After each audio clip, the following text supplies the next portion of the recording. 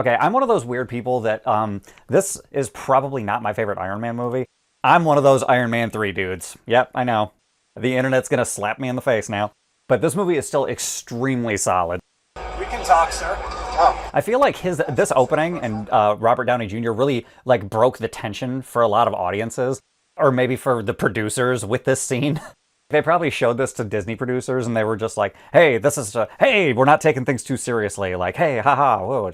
But it just happens to be a really, really good opening scene in a really, really good movie by a really, really good director. Yeah, peace. I love peace. Okay, this is good. This shows how Tony doesn't take too seriously, and some people do when they're around him. So they're showing how much of a celebrity he is. There's an important aspect to the scene. Oh, and also this. This movie is great, and I love it, but this scene could be a little bit better if they... This shot right here. That didn't need to be in the scene. They could have just stayed in the Humvee the whole time and not shown any exterior-like shot of the Humvee, and I think it would have been slightly better. But it does stay mostly... See, right now, it's doing good. That one shot was unnecessary, though. See, now, this should be the first time you see what's going on outside. It would have been much more impactful if this is the first, like, outside of the Humvee shot you see. Whatever. As it stands, this is still a very good scene, and the pacing is really, really good. This is a very tough movie to complain about. If you're going to do an origin story, this is a good one to do it, because nobody really knew who Iron Man was before this that much. Not like Spider-Man. And also, this opening visual is pretty good. It seems like it's straight out of a comic book, because he's like laying on the ground, sand around him, and you see just like blood trickles where his like chest is, you know? It's very indicative of like, oh, the struggle is beginning right now. This is a great opening stinger scene. That happens in a lot of comic book movies. The opening stinger scene is just like really, really cool for some reason. Obviously, The Dark Knight is awesome, and X2 is really, really awesome, and Days of Future Past is really awesome. There's a lot of superhero movies that have like really good openings. Not that they're the only ones, but you know what I mean. Okay, that's funny. How they tried to superimpose Tony Stark with a young Bill Gates before he turned into a corporate prick. And once again, I do agree with the fact that people are kind of tired of origin stories, it feels like.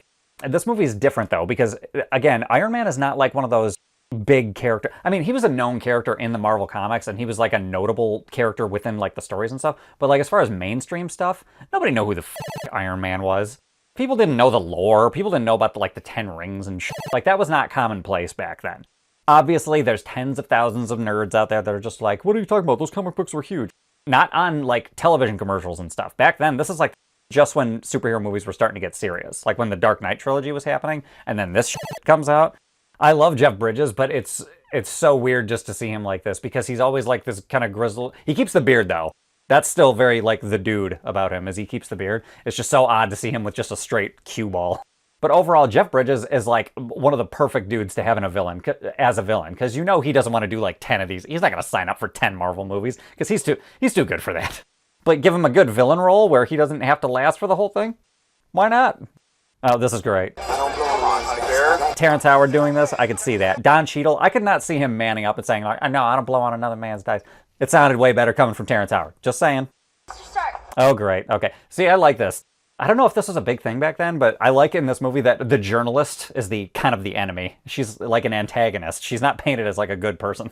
Absolutely ridiculous. I don't paint. That's a great line. How often do you think Elon Musk watches this movie and just like strokes it? Because it makes billionaires look so much cooler. Like, you know, Bezos and what's his name, and Zuck are just watching the out of this movie, like repeatedly. To be fair, I have a lot of criticisms of a lot of billionaires, don't get me wrong, but there are a lot of benefits to their existence, and I intend to reap the benefits of those. And yeah, why wouldn't Tony Stark fall off? Oh, this is weird. Also, they're in Malibu right now, and the event that her and Tony Stark were at was in Vegas. That means they flew all the way to Malibu just to bones it out, and then for him to just leave her to go downstairs and work in his workshop. Also, this is a great shot. I don't know if that's a real place. I'm gonna doubt it and say that that's not. Maybe it's like a miniature or something. Or it could all just be CGI, I have no idea. But that's a great looking shot, either way. So is that. Then again, it's kind of hard for this movie to look bad when it's based on a billionaire, so they can use like the most expensive looking surroundings they possibly can to make the movie look even better. It's a nice little cheat code, so touche, Favreau. Leslie Bibb is pretty smoking too, by the way. Not just in this movie. And oddly enough, that's Sam Rockwell's wife, so I don't know if... I wonder if that's how he got in the second one, or when did they link up? I don't know. It'd be a lot cooler if one of them pulled out a samurai sword and then the other one just found another one laying around and then you find out this is Kill Bill Volume 3. That'd be great. Would not make sense, but it would make me happy for 5 seconds while they had a samurai sword fight. Mr. Stark. Okay, she buys a gift for herself on his behalf and yet she still gets with him. Like, How many different red flags can a guy have before a woman just says no? As long as he has enough money, I guess it doesn't matter. Says a lot, doesn't it? That is a pretty badass car. Also, I swear to God, Audi is like the luckiest company in the world because I don't know if they nabbed Marvel or Marvel nabbed them. There's an Audi in like most Marvel movies, and they like get the best promotion ever because they're a part of this giant fucking series that everybody has to watch 24 fucking times. Some people watch all the Marvel movies every time a new Marvel movie comes out, and that's insane to me, but it is what it is. So Audi made out big with the product placement in all these movies. I see in that mirror every place. See, I'm Terrence Howard. I'm not going to be in any other movies, but I'm talking to you about what it means to be on a team because eventually I'm going to be one of the Avengers, or so a producer told me before they blackballed me out of Hollywood and I wasn't allowed to work for a year. Okay, in all seriousness though, I'm pretty sure that's what that conversation was for. That's like precursor to the Avengers, how like Rhodey's trying to like teach him how to be a team player. I'm pretty sure that's what that was. Because it's crazy to think that they actually had the MCU, the Marvel Cinematic Universe, they kind of had some map for it as this was going on. Because that's why Coulson is in the movie. They had a post-credit scene. They had Tony Stark in the post-credit scenes for Hulk. Like, they had somewhat of a plan. They didn't really fully know what they were doing, but they had, like, some blueprint. And I really like that you can see that, like, several times throughout the movie. Because everything in it is more than just an Easter egg. It's potential setup for later. Like, there's a character in this movie that shows up in a later Spider-Man movie, like the second or third one, like randomly. I like that this movie wasn't afraid to show that Tony Stark was just a straight-up, like, war profiteer, and how, like, not cool that is. And they did do it in a very stylistic fashion. Like, if you're going to show how much of a, you know, warmonger this dude is, you might as well, yeah, this is not a bad way to do it. And this is just gluttonous right here. Having a billionaire in the movie, it's really easy to make things look fancy. It's a great cheat code. Again, touche, Favreau. Also, this tube is ungodly long, by the way. Yeah, see, like, he's still pulling. I mean, there was a cut right there, but still, like, dude, that thing was like 3 feet long. Like, what the fuck? I wonder where else they tried to stick that thing. Just imagine that. Like, some people wake up with brand new illnesses. Like, imagine you would have to, like, cart around a fucking car battery. I mean, it's a good workout and everything, but, I mean, it would get old very, very quickly, I imagine. This is kind of cool. It's like a reverse Superman because he's ripping off his clothes to find out how destroyed he is. I don't think that's what they were going for, but that's kind of like what I see as a fan of, you know, superhero films in general. It's kind of a reverse Superman to me. By the way, Yinsen, dope character, love him. Wish they could have kept him. Also, this is good expositional, like, character development, whatever stuff, whatever jargon writers use. The fact that, like, you know, Tony Stark is this, like, war profiteering, like, whatever, and he gets hit with his own shit, and that's karma, like, slapping him, like, straight in the chest. I love that. It's not an uncommon, like, writing trope, but it doesn't matter. It works, and it's done well, and it fits the movie properly. It's well explained, etc., you know what I'm saying. Again, this movie is very difficult to criticize. It's very good. Jon Favreau is the f***ing man. I want to see Jon Favreau do, like, sci-fi, like a hard sci-fi, like a Blade Runner type of movie. Last murder in the history of America. Okay, just because, all right, it's not like he's setting the missiles off. He's giving them to other people, right? He's like Nicolas Cage in that one movie. What is it, Lord of War? Yeah. Here's a picture of my wife. She is #1 prostitute in Kazakhstan. I forgot about all this. This might put some people on edge, you know? This is a little bit of a risky story to tell for like that little bit, in my opinion. Maybe it would have been worse if they had actually, like, literally, like, waterboarded him, but, I mean, that's not far off. Like, that's still pretty messed up. I question that choice, but at the same time, I don't give a shit. I believe in free speech, free art, whatever, expression, you know, what have you. I don't like some things that are portrayed, but that's what art does. Art is meant to challenge you a little bit in some respect. It will set you free. I need you to build a vibrator for my wife. Also, I love that the main villain in this movie is, like, wearing a skirt the whole time. I'm still going to slap your mouth off of your face, Tony Stark. There is something to be said about this. Like, when you create something, I don't think it's necessarily your fault what happens to it afterwards. Like, if you take Star Wars, for example, it's not George Lucas's fault the way the fandom, like, turned on him, or turned on Disney, or turned on whatever. Like, that's not his fault. He was just making some shit. Is that not a valid question? I think that's a valid question, but... Then again, technically, there's nothing artistic about missiles, so I get, yeah, maybe I'm full of shit. So maybe Tony Stark is a shit person. One thing they could have done if they were really smart, they could have started to build something that was shaped like a missile in front of the cameras, and then underneath the cameras, they could be really working on something else. So maybe they could, like, I don't know, just throwing that out there. Not that I'm a particularly creative individual, or at least not creative enough to be, you know, a writer on one of these movies. but I have ideas sometimes. I'm sure there are like a bajillion YouTube videos about this, but I want to know how even remotely scientifically accurate any of these movies are. Obviously, like a radioactive spider or somebody becoming Spider-Man, obviously that's not real. But you know what I mean? Like, how is all that, like, all this soldering, how much of this other stuff, like, is this how you, like, put components together and, like, combust them and, like, make, like, energy? There's gotta be some resource that, like, explains Marvel science and how non-existent it really is. That is pretty crafty, though. To have your actual schematics be, like, 7 different things that you have, like, in a little scavenger hunt around the cave.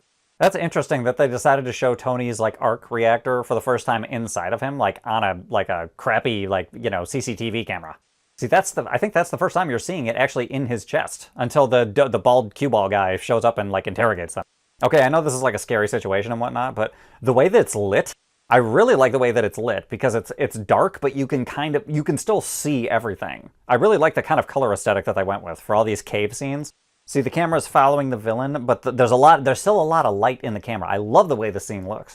See, in real life, the guy, the head of the insurgents, would have just chopped his toes off or something and said, "Get to work or I'll kill you," or whatever. You know, it would have been real threats, not this PG-13 movie type of shit. But they are still threatening to, like, torture the dude, so it is still an intimidating scene, and it's very well done. Again, Marvel didn't quite know. They kind of had a tone at the beginning, but they didn't know their tone by the time, like, phase 2 or 3 came around. I'd appreciate it if you didn't put the Sorcerer's Stone inside of my assistant's mouth, because it would hurt a lot. Okay, I love that the villain just gives up because he's like, he's my assistant. I need an assistant. That was his reasoning, and the villain's just like, all right, I guess. That's a dope shot. That is an iconic shot right there. This is such a well-lit, like, section of the movie when they're in the cave. And that looks fucking great. This kind of feels like in The Two Towers, when the White Wizard has all the orcs working on shit. That's what it felt like, or looked like for a second. They science fictioned The Two Towers into this movie. Or maybe that's just wishful thinking, because I love that trilogy more than anything. Which, by the way, for the record, the Hobbit trilogy, not cool. Peter Jackson is the George Lucas of my generation. Oh, here we go. All right, now the movie. Okay, this is where the movie gets going. Going. I need you to zip up my fly before I go out and kill all these guys. This is Yinsen's moment. This is why Yinsen is one of the best characters. Okay, also, this is not realistic at all. This is when the disbelief starts to rise a little bit, aside from the whole Iron Man suit thing. Yeah, I don't know if you guys know this, but bullets ricochet when that happens. So he would have hit himself. Also, why didn't he just fire away? Because he knew he was about to die. Like, he should have just taken down as many of those motherfuckers as possible, right? Oh, here we go. The sound effects right there were very good. Oh, that's cool right there. When you see the glove move, that's great. Oh, 10 years ago, I would have been way more excited about this cameo in a second. Oh, yeah, the guy from Rage Against the Machine on the right. Oh, there's Tom Morello. Again, 10 years ago, I would have been way more excited about that cameo. Now, not so much. This is where the ticket price comes in right here. Look at that. That is so baller. Obviously, I know it's like the crude version of Iron Man, but like if you're going to do it and make it look like sick and kind of like ghetto as fuck, this is the way to do it. Like, this is fucking cool, man. There's nothing cooler than when you hear his mask come down and you hear a clink. I don't know if you don't hear it very much in this movie, but still. There's a lot of things in this movie that are well done, and it's worth mentioning. Because very few movies are perfect. There's like maybe 7 perfect movies I've ever seen in my life. Also this. I like that he had to like actually pull the thing on the rocket before it goes. Like, that's how crude this version is compared to everything else in the later movies. It's just CGI bullshit, you know? Whereas that kind of felt more real. Also, this is sad. Man, if it wasn't for Yinsen, we would not have Tony Stark's arc throughout, you know, the next 10 movies or whatever. We have Yinsen. The whole reason. Hashtag justice for Yinsen. If it wasn't for Yinsen, we would have nothing. Yinsen died so that we could crawl, so that Avengers could sprint or fly or whatever. Again, really ballsy to put this in a comic book movie, because this is kind of a violent scene. Like, there's a lot of gunfire and stuff.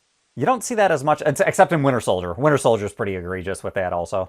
Again, I'm not offended by it. I could care less. I would prefer all these movies were rated R and they spoke like adults. But I mean, you know, whatever. When they were putting the suit together, did they really need it to fly, though? That's one part where it's like narratively like kind of ridiculous. I still love this movie. It's very, very good. But like that one little thing makes the movie slightly less serious. To break out of that cave, you wouldn't have needed to fly. But then again, or was that the plan? I'm actually, you know what? I'm actually questioning myself now. Was that the plan? Was he trying to fly out of there originally? And if that was the plan, why didn't he just fly out of there And that's it. He didn't even need to fight those dudes if he was going to fly out this far anyway. You know what I'm saying? So he either could have done one or the other, so it doesn't make sense. But either way, it looked cool, and it was for the movie, whatever, and whatever, who cares? This movie is so fun that I will forgive certain little, like, narrative or logical inconsistencies. Like, who cares? Robert Downey Jr. is awesome in the movie. The movie's well lit, like I've said. The special effects are actually surprisingly decent.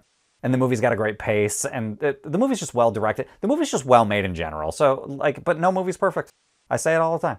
Oh, look, foreshadowing of him playing Doctor Doom. Is that how he's gonna look? Okay, I kind of like the shaky cam right there, because it made you feel like you're kind of there with them running. And the camera just feels kind of tired. Oh, I love, notice how she's biting her lip right there? Yeah. Foreshadowing, again. Yeah, vacation's over. I like that they just get straight down to business. They don't mess around with emotional bullshit for more than a second. Drive. Cheeseburger first. Honestly, if I was in captivity for a while, I would be like, yo, give me like something I can only get in America. Give me some like chicken parmesan or some shit. Look at you. Jeff Bridges does that a little bit too much in the movie. Look at you. Like, he goes like, he gets all falsetto-y. He has like a really high voice. It kind of bugs me, but it's part of the character. I just don't like the choice. It's not a bad choice. I just could have went with something else personally. Once again, I do like that they had kind of an idea for like making a universe prior to making the movie. Otherwise, this little exchange between Coulson and Pepper wouldn't even be in the movie. So it shows that they, unlike Star Wars, actually had a bit of a plan going into it. Also, Clark Gregg looks short as in that shot. This is a really like kind of like a bohemian like billionaire thing to do. I could see Richard Branson or somebody doing this type of shit. Hey, can we just sit down for our little like, you know, have a kumbaya session while we do our little news report? Again, remember, this is all because of Yinsen. Never forget. Tony, the reason why I'm bald in this movie is because I have to deal with you and my f***ing hair fell out. Honestly, having to look after a billionaire, like who the f*** would ever want to have to do that? Especially when it's like the owner, like the guy who started the company's son. Like, what the fuck? Ugh, man. How big are your hands? Are they gonna make my dick look any bigger? Okay, I love the scene, but it's absolutely wild. He's basically asking her to give him a heart transplant, but like, you know, easy arc reactor version. See, what you don't understand is I put a secondary in there so that you can play with those while we're, you know... I made a pleasure hole. What do you want, Pepper? I have another pleasure hole. You know, I wanted us to be equal. Also, that looks like a wine cooler that he has in his chest, literally. Like, you could just put like a little Pinot in there. Oh, why didn't he have an arc reactor wine bottle that he could put in there that he could just like pour out onto a bunch of strippers or something? Also, this is kind of a funny addition that he is like pus in his like wound thing. That was a good sound effect.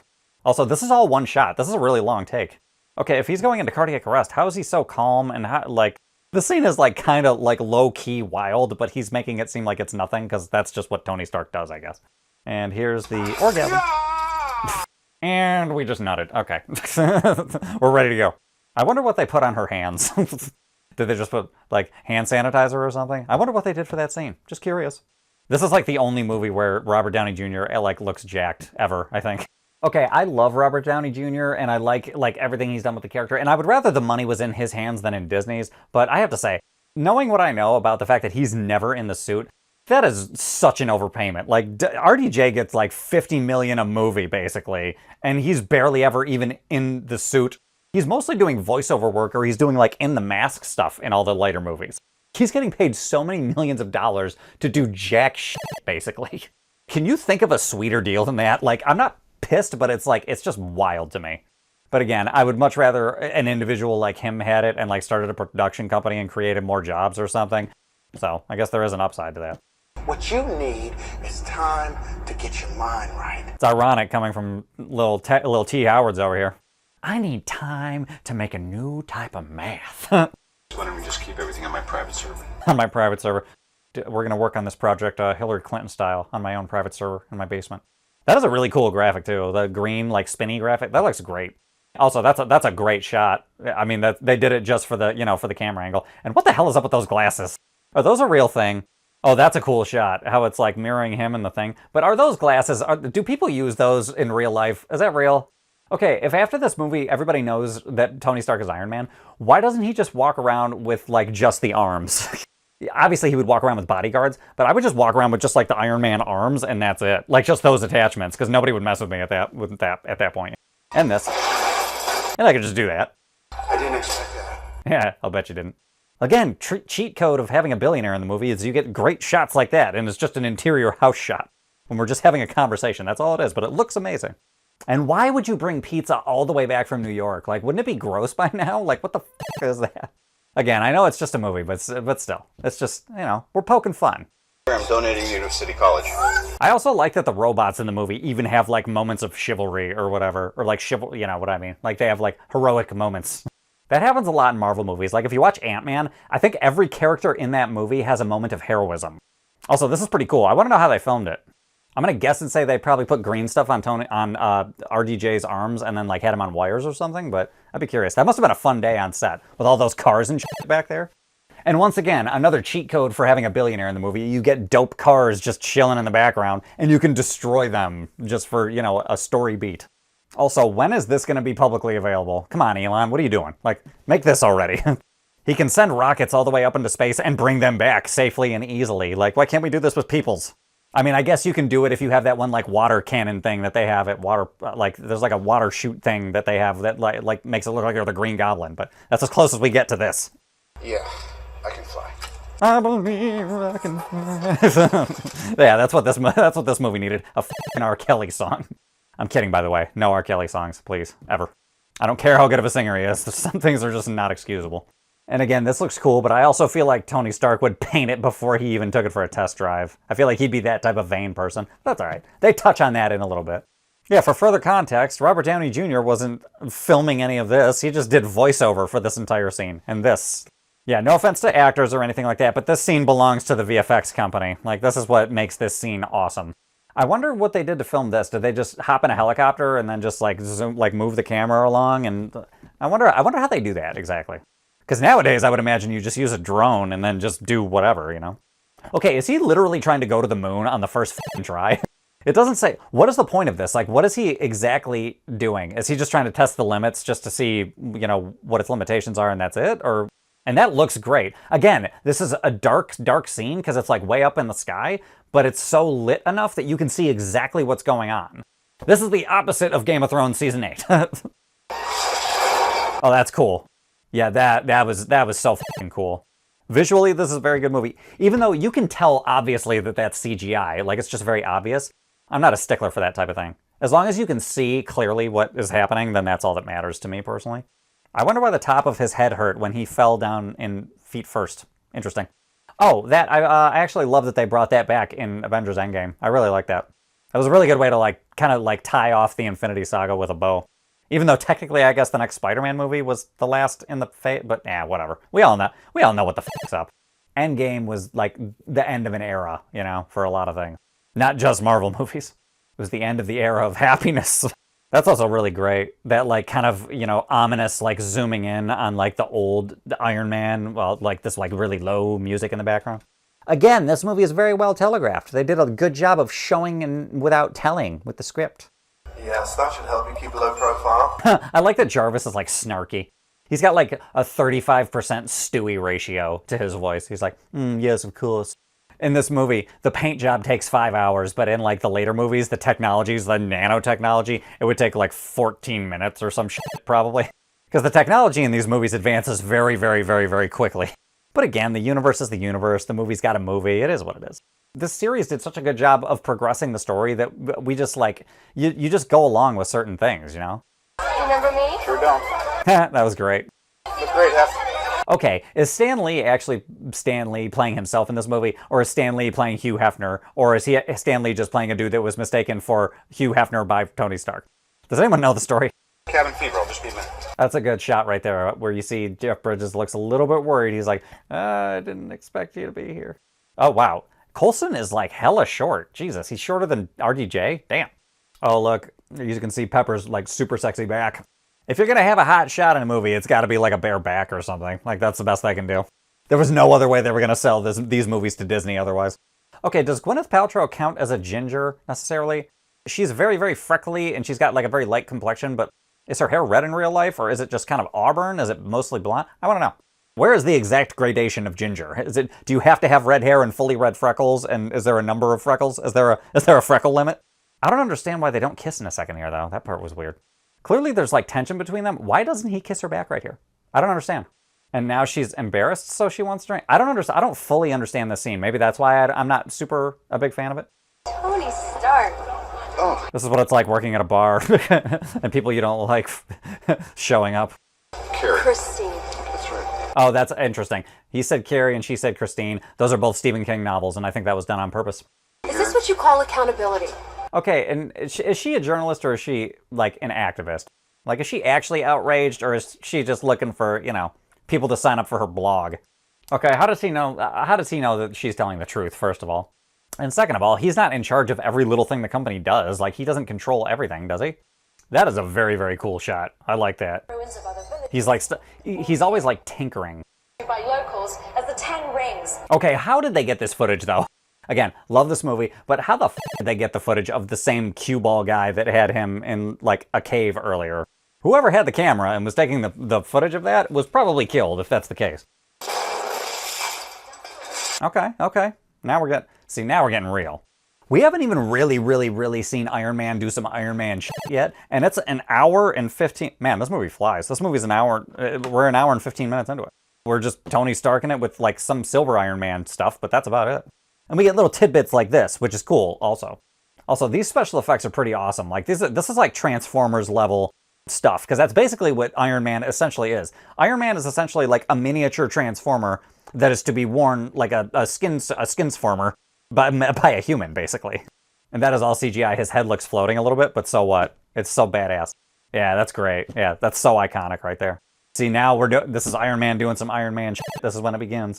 Okay, again, this is ballsy to put in a movie. Like, this is very, very harsh. I don't know how they got away with a PG-13 rating with some of the things they show in this. Okay, wow, that's how you know he's the bad guy in the movie. Because he's like, oh, shoot this dog. He feels like these people are lower than them, like they're dogs. So this guy hates dogs. That's why he needs to be taken down. Oh, hell yeah. That's how that's a fucking superhero entrance right there. There you go. Oh yeah. This is the ticket price right here. Also, he could have just done this technically from the beginning right here. Yeah, see, he could have just done that the second he landed, technically. He didn't even have to waste the time with the hand cannon. It still looked cool, it looked badass, it was for the, whatever, it's for its own, it's for the movie, it's for the flair. Also, this is nice, you know, you see that father and son, they're like, oh, we don't have to worry about each other anymore. And then Iron Man just serves up the leader of the insurgents.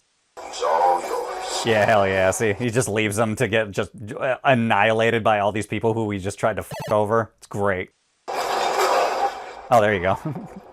Also, I like this, how they show Iron Man getting shot down, like, pretty quickly after he starts messing dudes up, so that he's, like, imperfect. Like, it feels like there's mortality. Also, this shot is one of the most iconic things ever in film. Walking away from the explosion. Hell yeah. Just like Desperado, except modern. Again, those special effects, they're obvious, but I think they're still pretty good. Even by today's standards, like, you can tell exactly what it is, and you can tell it's very sleek, but it's very obviously, like, it's a computer-generated thing. That's a cool shot. Oh, look, right here. Oh, look, yeah, what the f***? That guy. The guy from The Dark Knight, Coleman Reese. It has a small part in this movie, too. That guy is the luckiest motherfucker, like, ever, because he got to be in two of the most influential comic book movies forever. Like, his face is in both of them. That's crazy.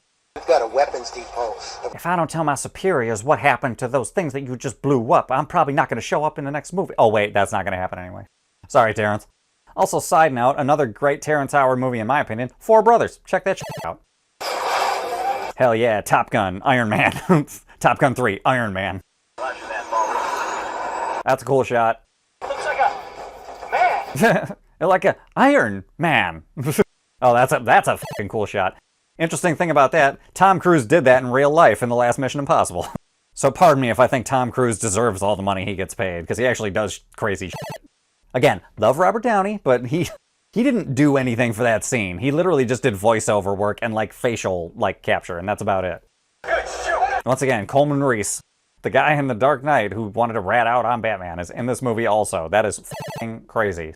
Okay, if Rhodey's not in charge, wouldn't the other guy who is in charge want to talk to him on the phone, or have the president talk to him, or some other shit, you know? I know it's just a movie and I'm thinking too much, but whatever, I'm curious, I have questions. Training exercise, isn't that the usual BS? But Tony Stark is just like, yeah, just give him a Trump response. Yesterday we had a training exercise, the greatest training exercises, where we had the greatest pilot sustain the greatest injury, but he's still alive. The U.S. government had nothing to do with it. So the more you struggle, the more this is going to hurt. That's what she said. Okay, did he not get the schematics of how to take it off before the thing? Or, oh, you know what? Maybe the bullets actually, like, lodged it. Let's face it, this is not the worst thing you've caught me doing. that's a pretty good fucking line. Are those bullet holes? Valid question. That's interesting how they kind of let you know Obadiah Stane was sort of bad when he did the injunction against Tony, but then you see that door shut and you're like, oh no, he is the bad guy in the movie. So basically in this movie, if you're bald, you're the bad guy. Because I gotta be honest, by the time I'm hitting 50 or 60, if my shit starts balding, I'm straight Bruce Willising that shit. I'm getting rid of it. Or whatever. Jason Statham maybe is a better example. And had just a giant beard. There's nothing more intimidating. There's just bald head, big ass beard. Because it just screams Viking. Also, this is gnarly. I mean, it's kind of a MacGuffin or it's kind of an easy like plot convenience, but I'm sure this device is like in the comics somewhere, so they can use it. Why not? That's the least of your problems. I wonder what he means by that. Is that character dead?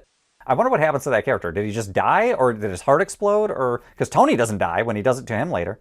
Yeah, see, that scene is like solidified as like, oh no, Obadiah isn't just like, you know, steering Tony wrong. Like he is overtly just like a murderer. I cannot help you. She is not a ride or die yet. That's how you see Pepper's character arc. She is not a ride or die until the next movie, I think. That's a great shot right there. With him lean back in the light and like the hardware all in the background, and he's like pouring his heart out to Pepper. Like, this is a good scene. And she looks great in that shot too. Kind of hard for Gwyneth Paltrow not to look good in this movie, but you know what I mean. That was probably the most honest Tony Stark has ever been with Pepper up until that point. About like who he is as a person. Keeping it moving there, boss. I wonder who writes all those documents. And like who writes the numbers on all those things? Like how many Easter eggs did they put in those? Like how many of those like little things are just like, I fart in my sleep, I fart in my sleep, and that's just all the text. I feel like this seems a little bit artificial because it's built just to make the audience feel tense. Because it's obvious that Pepper's like nervous in this moment. It should be obvious to us, not necessarily to Obi. And what says, I'm not doing anything besides a screensaver? Like, is that not a dead giveaway that she was doing something wrong?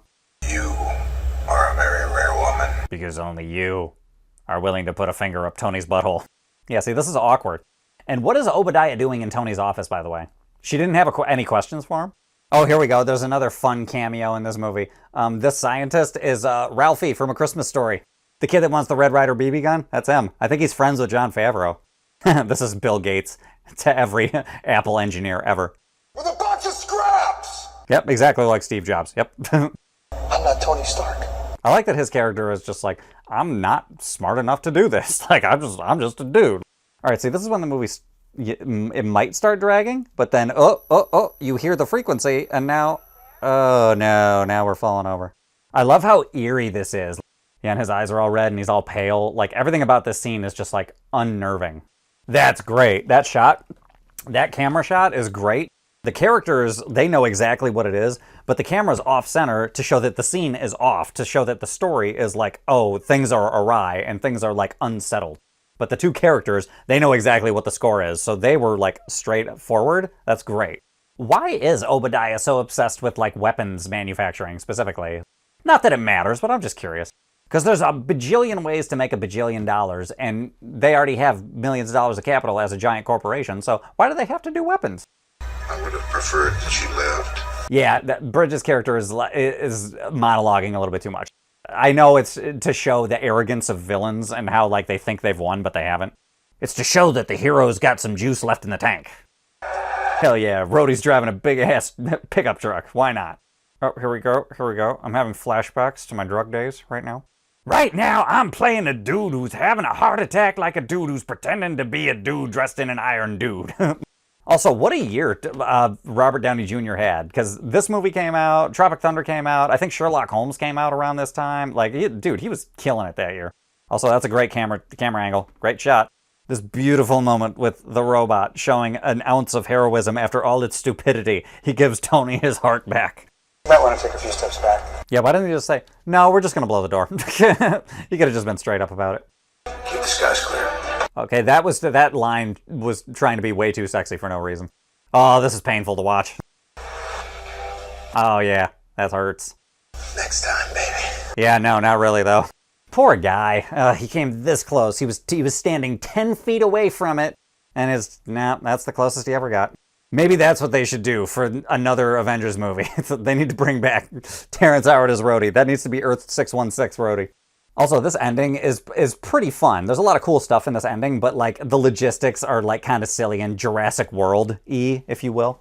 Okay, once again, they're doing a really good job with like the light and dark, because it's dark in here, and it's supposed to be like an ominous thing, but you can clearly see everything that's going on, except for the part that you're not supposed to see, which is the shadowy part right here in a second. Yeah, this shot is also like semi-iconic also. Yeah, look at that. That's dope as hell. He's actually the Ironmonger, but he's playing like he's Tamork from the Neverending Story, you know what I mean? And why is he bothering to monologue in a second here? If Obadiah Stane was really a cutthroat CEO, he would have just iced her without saying any words. He would have been a super Italian mafia about it. Oh, here we go. All right. Here's more of the ticket price right here. For a first movie, having a third act fight scene that's this kind of low tech, low key kind of, good move. They didn't have to have the whole city involved. It's just like there's a car, they go through a couple of warehouses and a truck and a couple other things, but that's about it. It's big enough to be cool and interesting, but it's not, you know, the stakes aren't so high that it doesn't mean anything in later movies. Oh, here we go. Hell yeah, that's what's up. What is his PR move after this thing happens? Like somebody hijacked it, or was like, oh, corporate espionage? Like, what was his explanation going to be? This company from nothing. No, he didn't. I thought Howard Stark did. Oh, that's cool. Impressive. You upgraded your armor. Really? Some upgrades of my own. Okay, that sounds like a video game line. Like right before the final boss. You've done this. Now it's my turn to blah, blah, blah, blah. Like that's some silly like video game like villain type shit. People, just a training exercise. Now just relax. I'm about to hustle and flow. I'm not going to come back for the sequel, so I'm going to need to shut you down right now, bitch. Just leave it on the screen. Stop telling me. The countdown is not helping. My suit is more advanced in every way. Okay, again, why is he monologuing? There's no reason for this. You know what the problem? Part of the problem with superhero movies is we've all seen The Incredibles, and so they know how to.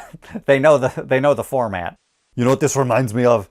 Batman and Robin, when he freezes and then he falls to the earth.